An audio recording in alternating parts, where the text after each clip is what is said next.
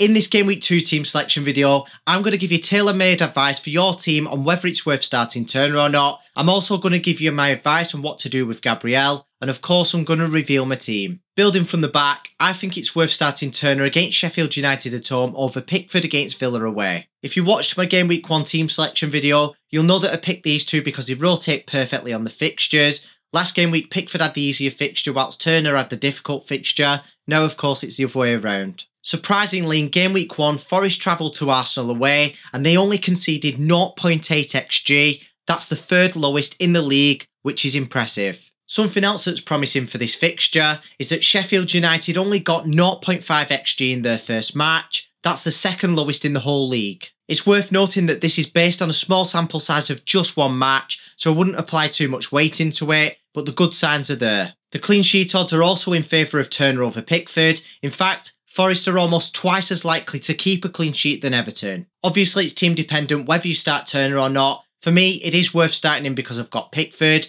but there are 5 goalkeepers that I think are worth starting over Turner this game week, so if you own any of these goalkeepers, I would bench Turner. Alisson, Ramsdale, Martinez, Edison and Steele. That's it. Moving on to the defence, I've got the most popular defender in the game, which is Estupinian. He faces Wolves away. To be fair, I don't think that fixture is going to be as easy as I first thought. Wolves look decent against United. To be fair, I don't know if it's United's defence or it was just poor, but they did look decent going forward. Either way, even if Brighton concede, we know that Estupinian's got that attacking upside and he got an assist in the first game week. Next up in defence is GABRIEL against Palace away. It was a nightmare that he didn't start last game week, but I think it's worth keeping him for one more game week just to get that information of whether it was a one-off or not. Of course, if he's benched again in game week 2, then it's probably going to be a reoccurring problem, but it's worth finding out whether it's a one-off or not because you don't want to be wasting valuable free transfers. My last starting defender is Chilwell against West Ham away. I had a nightmare with him last game week as well because I started Baldock over him. Initially it did look like a bad decision, but I've analysed it, it wasn't a bad decision, it was just a bad outcome. Baldock had higher points projections on most of the FPL data models,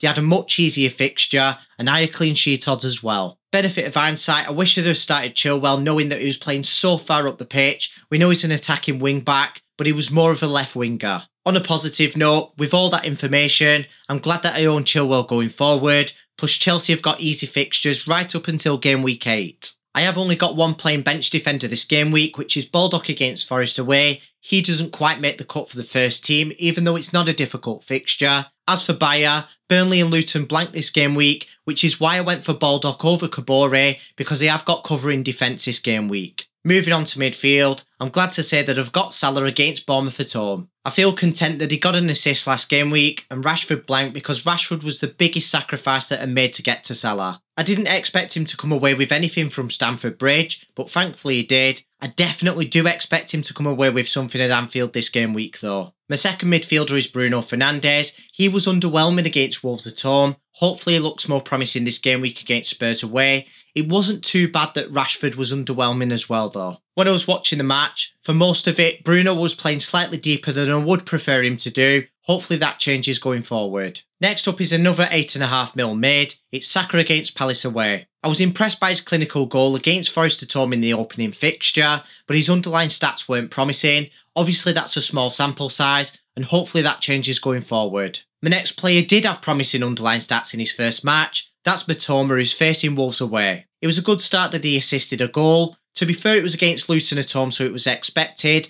But if he keeps that up in the first 3 fixtures, then I'll probably keep him for the difficult fixtures as well. When I say difficult fixtures, I'm referring to Newcastle at home in game week 4 and United away in game week 5. If he does survive in my team throughout those fixtures, he gets rewarded with Bournemouth at home in game week 6. Completing the midfield is my favourite long-term 6.5 midfielder. It's Mbeumo against Fulham away. I mainly picked him because of Tony's absence. He played extremely well when he was absent at the end of last season. He's on penalty duties and he's playing more central as well. All 3 of those things were proven against Spurs in the first fixture. Up front, of course, I've got Haaland against Newcastle at home. I'm not even going to discuss his game week 1 points. They're meaningless because all of us had him and near enough all of us captained him as well. As for game week 2 captaincy, it's neck and neck between him and Salah. It's one of the very few opportunities to go against Haaland, so I'm going to be publishing a best captain video analysing all the relevant data. Make sure you subscribe so you don't miss it. In fact, if you've made it to this point in the video, you might as well subscribe anyway because you clearly find the video informative. As for the last player in my starting 11, it's Jackson against West Ham away. He didn't register an attacking return in game week 1, but he did look lively and hopefully he continues to get the minutes going forward because I think he's going to get plenty of attacking returns. And something that backs that up is what I mentioned earlier about Chelsea having an easy block of fixtures right up until game week 8. The last forward in the team, last player in the team, first player on the bench, whatever you want to label him as, is Asula against Forest away. At the start of pre-season, it didn't look like it was going to get a playing 4.5 mil forward, and we have got one. He played 90 minutes in the first fixture. To be honest, there's not much between him and Baldock, so I'm not bothered about the bench order. I've just put him ahead of Baldock because of the higher attacking upside. He hasn't got a high ceiling though. As for the free transfer, I will be rolling it into game week 3. If you found this video informative, make sure you hit the subscribe button if you haven't already so you don't miss any videos like this.